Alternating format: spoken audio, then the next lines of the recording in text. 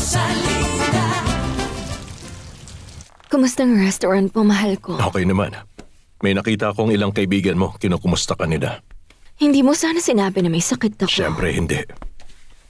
Masama pa rin pakiramdam mo? Oo. Gusto ko nang ipanganak tong anak natin para matapos na rin ang nararamdaman ko. Alam mo ang dapat mong gawin, magpatingin sa doktor. Hindi na yun kailangan, senyor. Kaya kong alagaan si senyora. Pero hindi ko pa rin pababayaan ang obligasyon ko rito sa bahay dahil marami yun. Hindi mo kailangan magpagod. Magpatulong ka kay Veronica. Yun sana ang gagawin ko, pero hindi pa siya bumabalik. Umalis siya nang walang paalam. Nung tinanong ko siya kung saan siya pupunta, sinagot niya ako ng pabalang na wala raw akong pakialam. Nakita mo nang mangyayari pag kumuha ka ng ganong tao? Sige na. Kakausapin ko na lang siya. Mamaya. Pasensya na, pero sa kabila ng pagiging mahirap niyo at totoo, ramdam ko sa inyo na may pinag-aralan din naman po kayo. Ewan ko, basta ramdam kong edukado kayong babae. Noon nakakaangat din ako sa buhay. Parang napakarami nating pagkakatulad. Talagang tumatak sa akin ang kwento niyo na nagkaanak kayo tapos inagaw siya ng asawa niyo sa inyo. Kaya nga sumang-ayon ako sa iyo nang sabihin mo kanina na walang sino man na may karapatang ilayo ang isang anak sa kanyang ina. Nagkaroon ba kayo ng pagkakataong makita ulit ang anak niyo? Bakit mo naman naitanong yan? Dahil ang buhay niyo halos kapareho ng sakin. Gusto kong marinig ang payo niyo kung paano ko kaharapin si Fernando Jose para muli kong mabawi ang anak ko sa kanya. Hindi niyo ako kilala, pero ako kilala ko kayo. Saksi ako sa nangyari sa inyo ni Miss Arias. Nakita ko ang lahat. Hindi, imposible. Hindi ito pwedeng mangyari. Ano nang gagawin ko ngayon? Anong kailangan mo?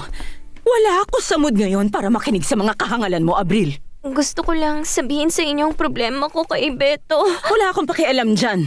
Pero mama, anak niyo po ako. Hindi kita tinuturing na anak. Kung tutuusin, maswerte ka pa nga. Dahil sa itsura at kahangalan mo na yan, namamalimos ka dapat doon sa kalsada. Makinig ka mabuti. Wala kang anumang halaga sa akin. Wala kang kwenta. Isa kang basura sa paningin ko. Mama, kailangan ko ng kalinga niyo, ng pagmamahal niyo, at ng payo niyo.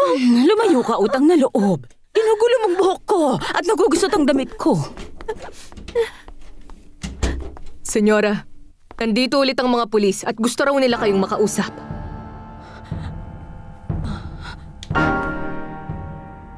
Sige, haharapin ko sila. Ayokong may ibang pupunta sa sala. Gusto ko silang makausap ng sila lang nang walang sino mang istorbo.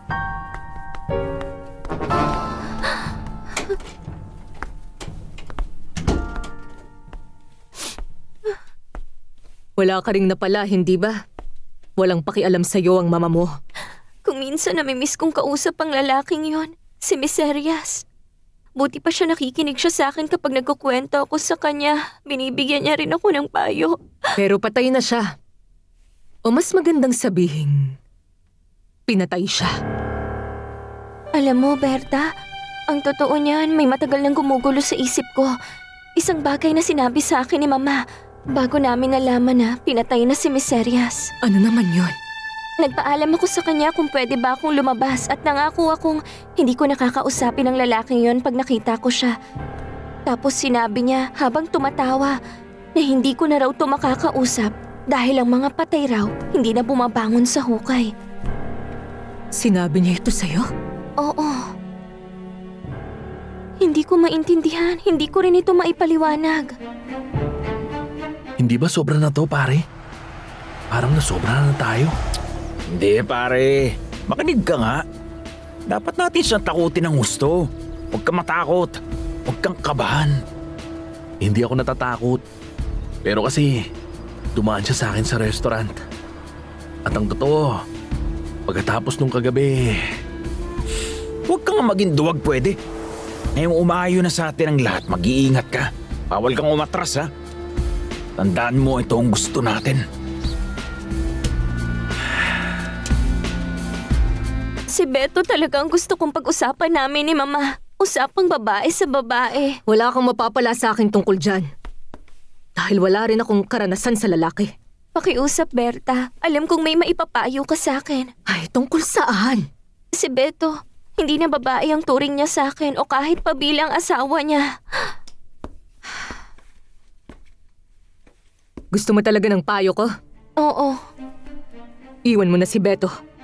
Paalisin mo na ang palamunin yun dito sa bahay. Higit sa lahat, makipag-divorce ka na sa kanya. Hindi ko magagawa ang sinabi mo kasi mahal ko siya, Berta. Mahal ko siya. Nanghingi ka pa ng payo sa akin tapos hindi mo rin lang pala susundin. Ipaliwanag mo sa akin kung ba't mo ako pinapunta rito. Gusto kong malaman mo na mapagbigay ako sa mga nagsisilbi sa akin. Pero hindi sa mga traidor sa akin. Kaya mamili ka. Mga pulis kami at hinahanap namin si Senyorita Rosalinda. Patuloy nilang iniimbestigahan ang pagkamatay ni Miserias. Basta palagi mo lang isasagot sa kanila, wala kang alam, wala. Mukhang mahalaga na malaman nila na kakilala ng pinsan mo, si Miserias. Pinaghihinalaan ka nilang pinatay mo yung lalaki na ang pangalan ay Miserias. At sinabi mo ba sa otoridad kung sino ka talaga, Soledad? Rosalinda.